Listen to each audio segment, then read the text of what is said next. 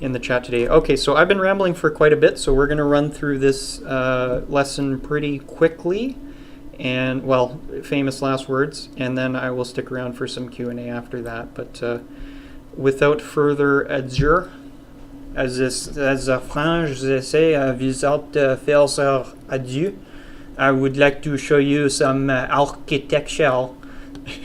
That is my French accent. So today we are going to be learning about the seal class, and that's like my impression of Romain Guy from the Google, the Android team. Anyways, so yeah, I'll shut up on the rambling and let's get focused here. So today's main topic is going to be talking about using sealed classes to help implement what I will call an event-based architecture. Now, right off the bat, what constitutes an event-based architecture is not something that every developer agrees upon. So just heads up before I get into it. But at this point, I'm well aware of the fact that many developers don't agree on a lot of the big, annoying names that they use. So I've kind of just given up on caring at this point, and I'll just try and explain my opinion on the topic and some useful things, which even if some other people have a different definition, what I'm going to explain to you should still be a really practical tip, which you can apply in multiple different levels and perspectives of software development. So what I wanted to open with is just a quick explanation of one of the, in my opinion, most important things for you to grasp whenever you want to consider doing something where you have event producers and consumers. So let's start there. So up on the board here, I have a P with a square with a P inside of it, and then a square with a C inside of it. And then I've drawn some arrows, and we got like a little ball here.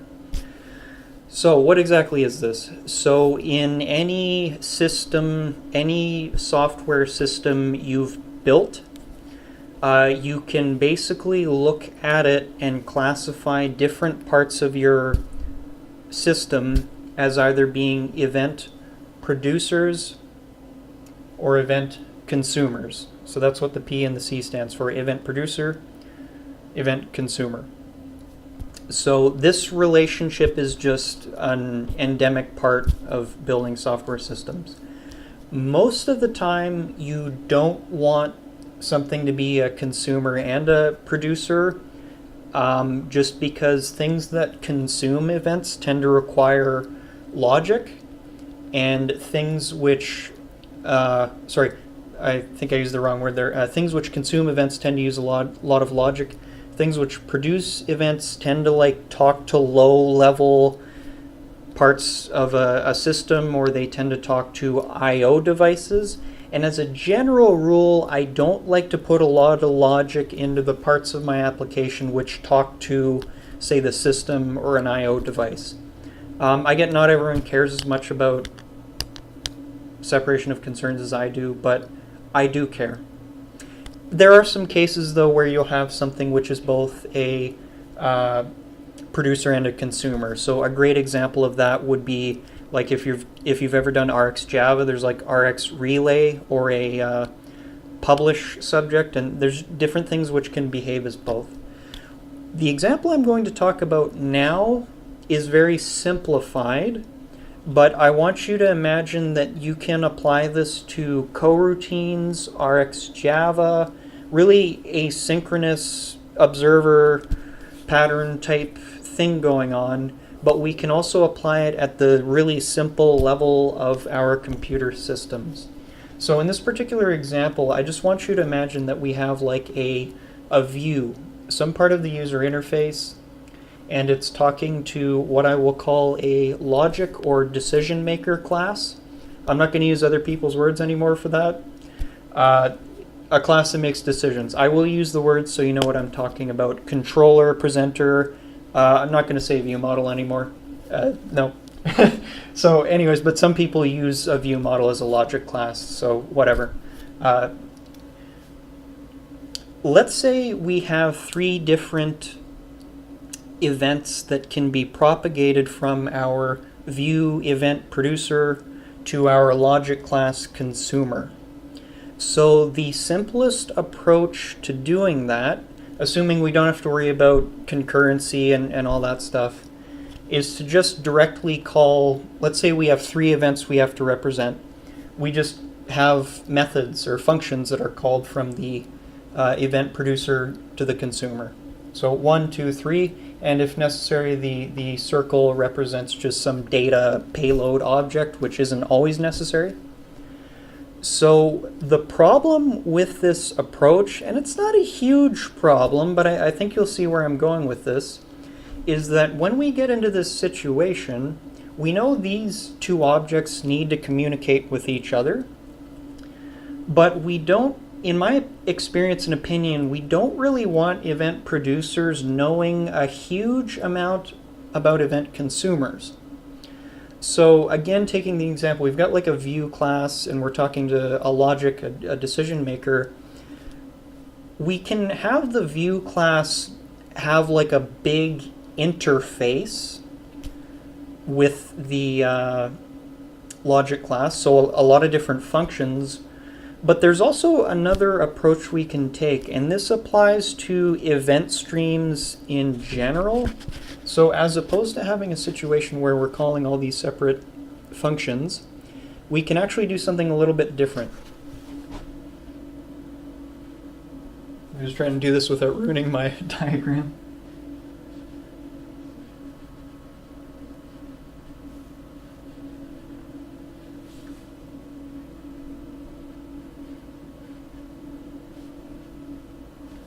Okay, so basically what this looks like is we have a setup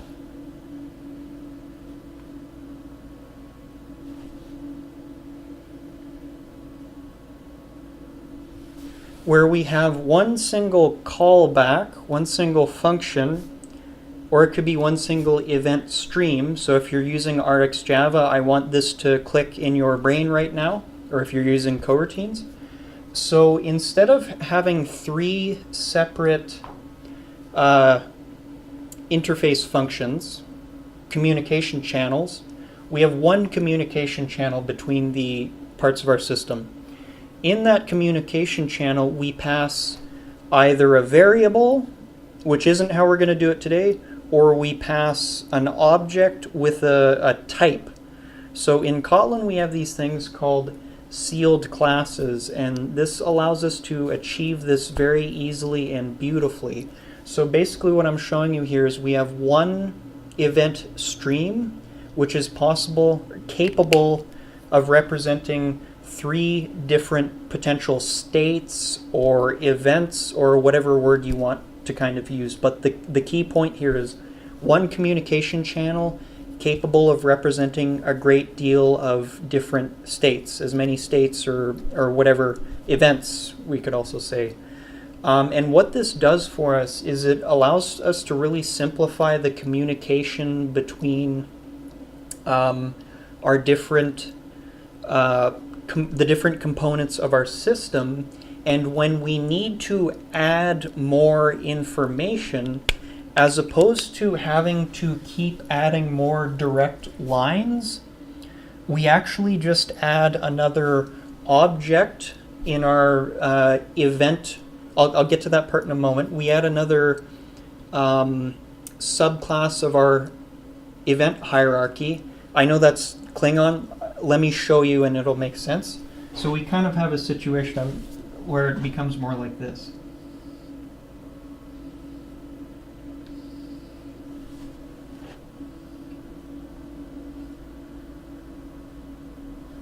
So the benefit of doing something like this is, so let's say we're representing this as on login click, on sign out click, on back click, on, I don't know, whatever, I don't really care.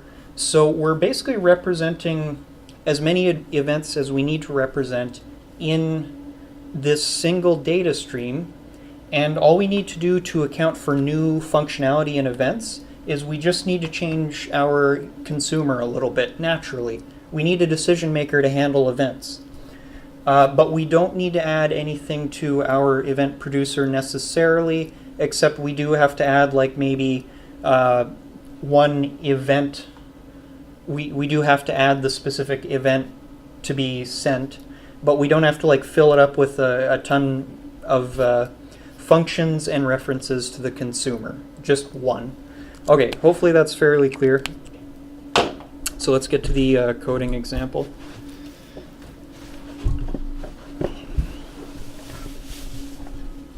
Okay.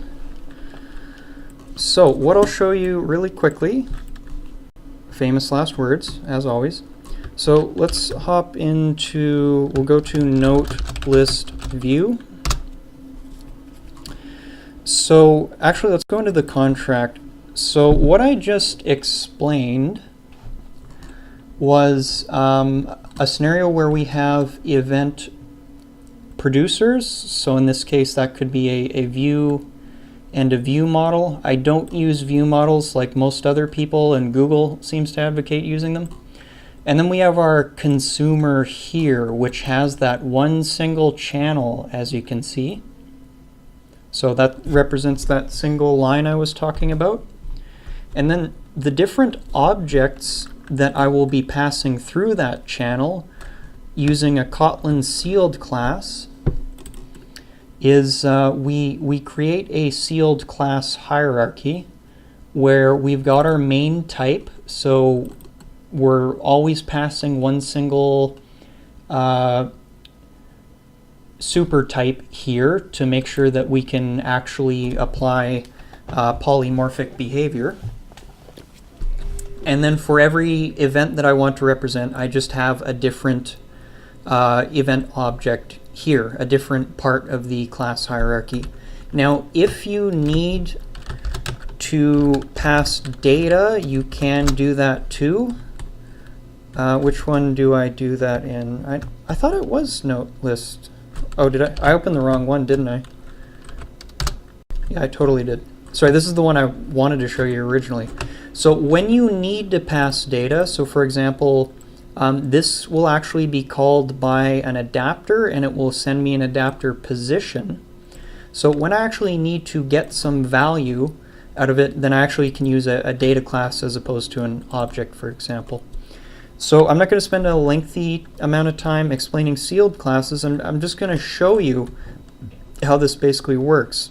So in the note list view, we've got different events that can occur. So most importantly, I want my view to let my logic class know when different lifecycle events have occurred.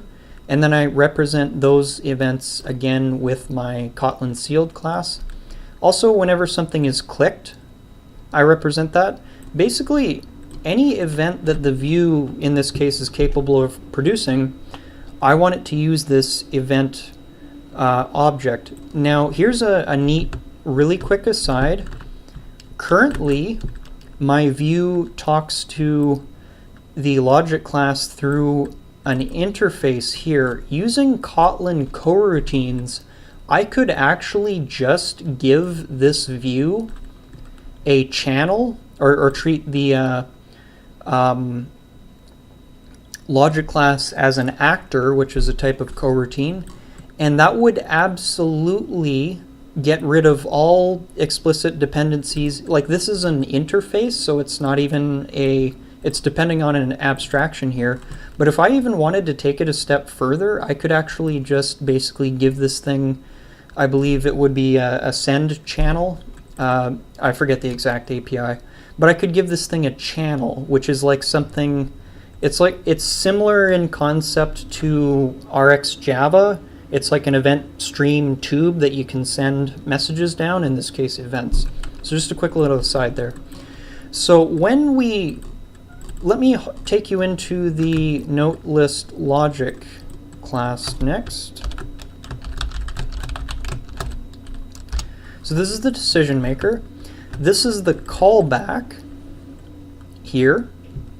So this is our big event stream capable of representing all of the events that I necessarily need to represent. Whenever I want to expand the functionality of this thing, I just add more events like that. Pretty easy. And the thing which is really, really cool about doing this is look what it does to my test setup. So I'm going to open up Noteless Logic Test. And so basically how this works is when I want to pretty much test almost all of the logic of a given feature, because I've taken the time to separate concerns and I'm not filling a view model with business logic and shared mutable state, what I can do is very easily cover all of the events which are expected to be produced by different components, by the user, by whatever. I can cover all of them in my unit tests. And all I have to do is I just call whatever event I need to in the logic class that I'm testing, just like so. And then I test what happens after that. And then after that, all I need to do is, since events can, so when we're testing events, we're testing behavior, but we're also testing state. So a given event, so we say on new note click, we're looking at this one here. So what we can do is, I haven't prepared this ahead of time, but what does this one do? So on new note click A. So A, the user is in private storage mode, and then we have B, the user is logged in when they create a new note.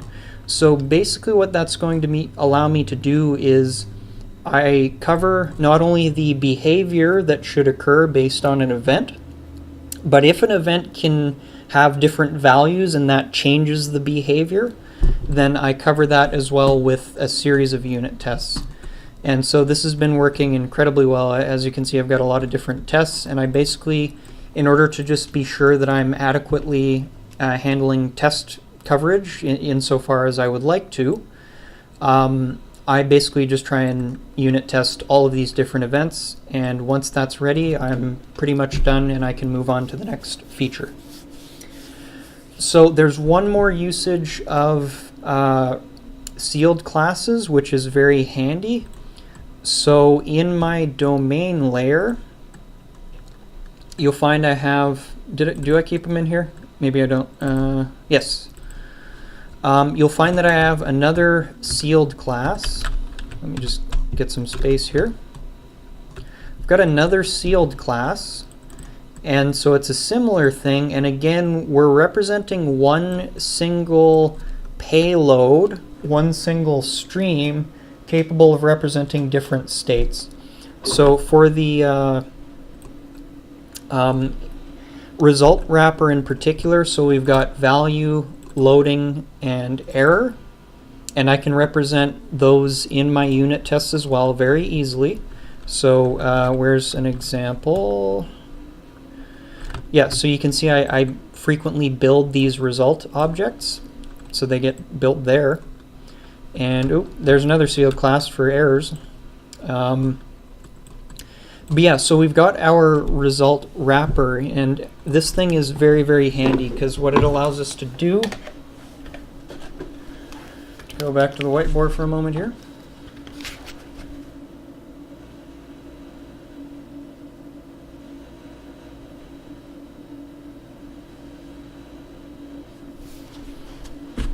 So whenever we make like a call to a sub-component of the application, a service of the application, almost invariably you have to at least cover success cases and error cases. So we'll represent an error case with the orange marker down here.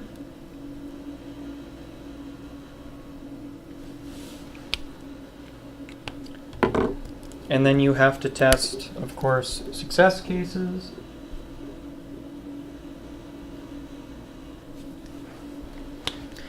And there's a lot of different potential events you might need to handle, but in this particular case, I also represent a loading event, which would actually fire before we determine whether it's successful or not. So that's basically, in my opinion, one of the most useful ways to leverage sealed classes in Kotlin. They work incredibly well for representing a single event stream, which can have multiple different states represented. And the best thing about that is if you're into testing, by covering all of the different sealed class states, you can essentially figure out if your program is complete and improve testability with it. So that is my discussion on sealed classes, event architecture, and how that can help you testing. So hopefully that was useful. If it was, please do me a favor and hit the like button down below. If you have questions about Android, Kotlin, software architecture, or just programming in general, then leave me a question down below and I might just get back to you in the next video. If you enjoyed this content, do me a favor and hit the like button down below. Consider subscribing, following me on your preferred social media platforms, and even throwing me a couple bucks on PayPal or Patreon. Links in the description box below. Thanks for watching and peace out.